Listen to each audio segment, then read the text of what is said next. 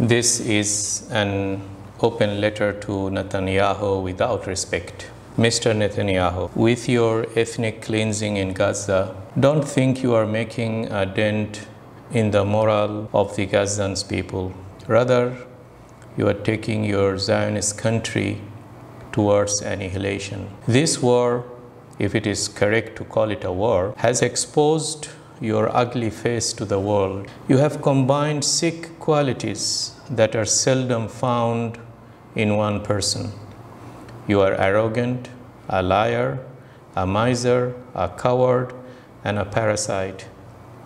Your country was born out of the Zionist movement. Anyone who studies history carefully would realize that this movement is anti-Semitic and is intended to clean Europe from Jews and throw them away like garbage. The scholars among the Jews know very well that God has decreed for Jews to be scattered in all corners of the earth. Bringing them into one land is a harbinger of their destruction. You just hasten their nightmare to become true. Israel's army at its golden age, let's say around 1967, was weak, and you could achieve what you achieved only because of the support from USA and because of the weakness of your Arab enemies at that time. Today, your army, compared with 67, is much weaker in terms of morale and a common purpose, despite being better equipped with lethal and sophisticated weaponry that you have today, especially from USA. When it comes to armies, their morale is much more important than weaponry. And Hamas on October 7th has just proved that.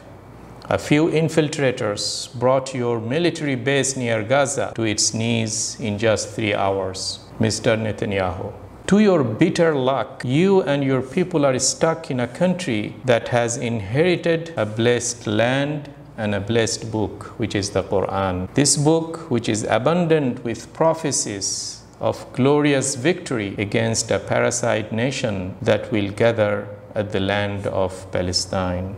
Ask your Hasidic Jews or the indigenous Mizrahi Jews, and they will confirm similar prophecies from their scriptures as well. Your Zionist ancestors, we started this parasite state in 1948, were and are today European supremacists who erected an apartheid state in South Africa and wanted to do the same in the blessed land of Palestine. The only difference is that in the latter case, in the case of Palestine, they wanted to lure the useless Jews of Europe, which is a sentiment shared by both Nazis and Zionists. They wanted to lure these people and oust them by singing the music from the Bible of a promised land that flows with milk and honey. The Zionist scheme, thus, has double racialism, one against the Jews and the other against the Arabs. At the heart of the Zionist movement is a Nietzschean philosophy of supreme race, played by the Darwinian rule book with the title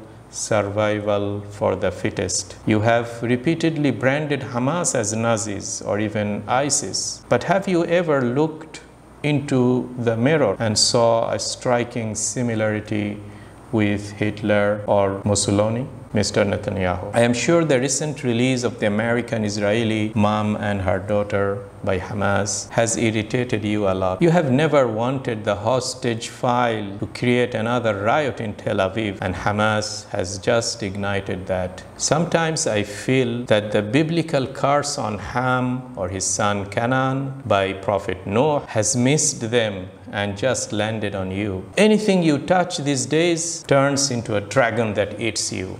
At peacetime, you have been a successful salesman selling rotten tomatoes at a bargain price to the Western leaders. But at wartime, you started to lose friends one by one. The normalization project with your neighboring Arab states has just evaporated with the bomb that you have dropped at the Christian Baptist hospital. You added insult to injury when blaming it to Palestinians, while they saw the bomb live on Al Jazeera and other channels. London, the city that witnessed Balfour promise to give you a nation, this very city of London is witnessing these days the greatest protest in history against you and your Zionist nation. Remember that London and Washington will feel no hesitation to abandon you and your Zionist project when their own population continues to see the Nazi Holocaust against innocent children in Gaza on Al Jazeera screens. These populations, these politicians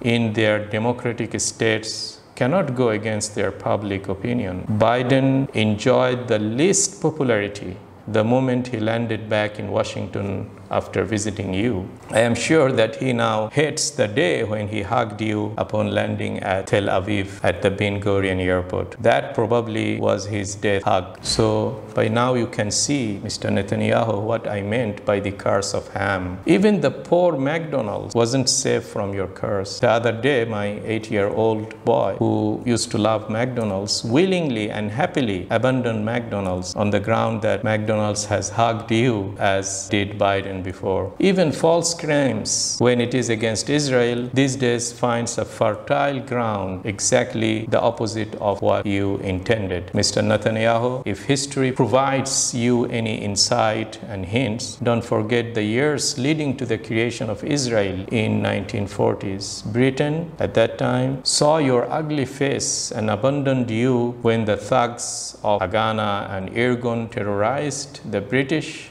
as well as the Palestinians. Luckily, you found a friend in a new and strong USA at that time, but this time you may not have that option. Don't forget that the USA Army, the army that you are relying on now, at its golden heydays, plunged into helicopters and fled Vietnam, as it did more recently in Afghanistan. So don't forget that. You and your army's best option these days is to secure an exit route out of Palestine, if that is even an option. Mr. Netanyahu, going back to hostages, shall we talk about your army's Hannibal directive? For the uninitiated viewers, it is the secret strategy of the IDF to kill any potential Israeli soldier before they get captured by enemy forces and use them as a card to pressure the release of Hamas prisoners. Has your army used this strategy on 7th of October? Are you planning to use it during your intended ground invasion on Gaza? Every day you are proving to your own people in Israel before the world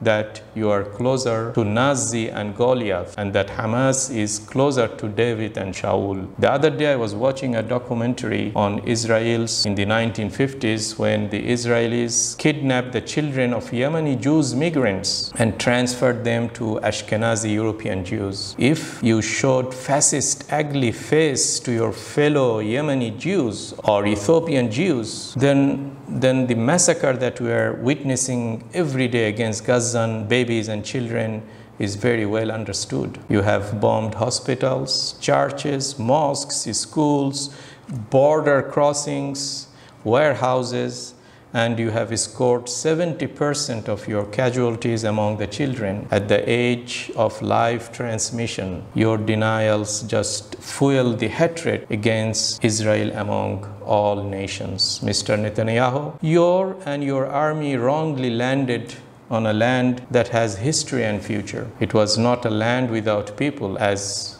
you have imagined. It is a blessed land that turns rocks into bomb and the woman's womb into a factory of soldiers. You will call them Hamas, but by now the rational people in the West, before the Muslims, know very well that when you say Hamas, you mean all the Palestinians, all the Arabs and all Muslims. They are equal in your eyes.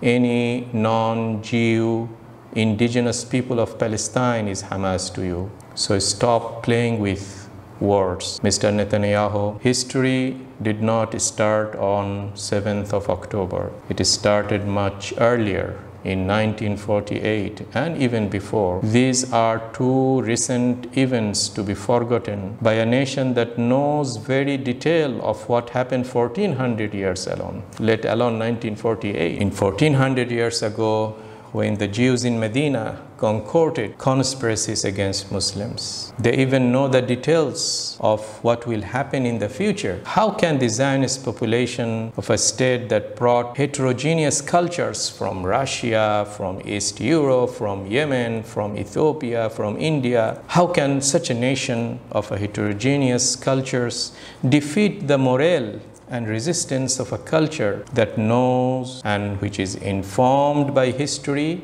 and which is aspired by future prophecies? 1948 is a very short period to be forgotten. It's a very short period to forget what your army did to Palestinian villages, Palestinian beautiful orchards, the olive gardens, your Knesset, the Perez Center for Peace, the entire Tel Aviv, the Ben Gurion Airport, and everything in between, where lands of real people is stolen from them. And their children are alive today, and they are awaiting the day when they would claim back their stolen property. Mr. Netanyahu, amidst this sadness, I must thank you. Thank you for aligning the Muslim nation under one banner. Thank you for causing millions of Muslims to turn to their Quran and read the prophecies therein. Thank you for bringing Christians to join thousands of Muslims in rallies in the streets of London, Washington, Italy, South Africa, Colombia, Chile, Australia, and you just name it. All of us are by now smart enough to apply the mathematical formula of multiplying anything you say by -1, just to turn your lies into the opposite of your intended message. Mr. Netanyahu, finally, I can very well understand why you are making wrong decisions today. I can very well understand why you are cursed and why anyone who hugs you gets this curse like a mysterious contagious disease. Any sensible person today would know that you are an oppressor and a wrongdoer. Allah said in chapter 14, verse 27 of the Quran, that He leads the oppressor to wander in a stray, like a blind walking in a room. Allah even said in chapter 11, verse 18, that His curse is upon the oppressor. Even Allah said in 10 locations of the Quran that He never guides the one who is a wrongdoer. I leave the rest to Allah and sit back with a bucket of popcorn and watch the plot of Allah and watch this movie unfolding against you and watch how you move astray, hit a wall and wander the other direction only to hit another wall, reminiscent to the biblical narration of the children of Israel wandering in the wilderness. Shalom.